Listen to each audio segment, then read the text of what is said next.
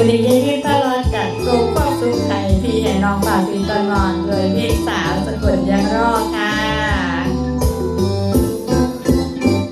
ไปอยู่สิเลอกับเด้อสกุลบ้านเก่าผู้บ้านน้องให้บ่าวผู้สาวสกุลห่วงห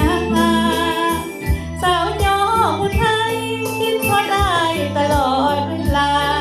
อยู่กรุงที่จะกับคืนหน้าสาวนาคอยทางได้ยินบ่นอสาวย่อยังคอยคือเก่าผู้ฟังบ้านเฮา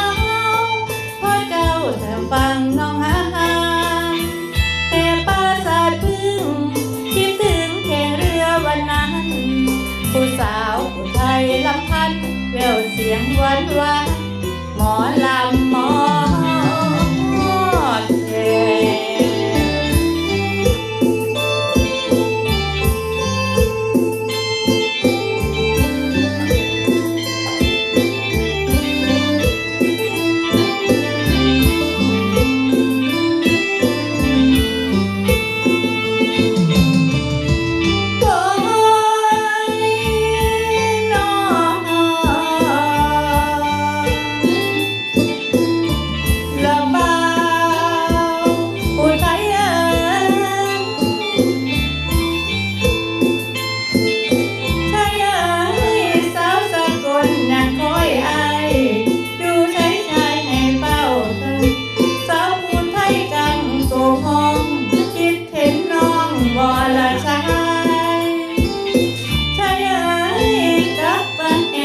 สาเถิง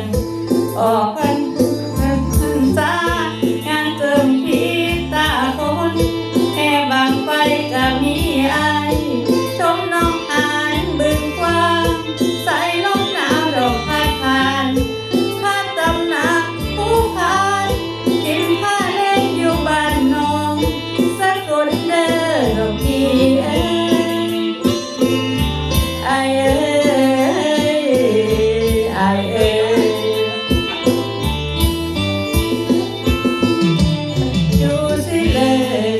มาเด้อบ้านเก่าสาวสกุลน้องเงาคิดทอดผู้บ่าวแต่เขาผู้พาน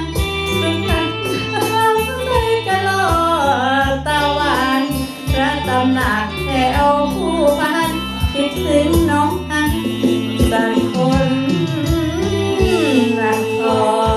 รวันนำกันค่ะขอบคุณที่รับชมพอกันในคลิปหน้ากับยายพิมพ์พะโล้ค่ะ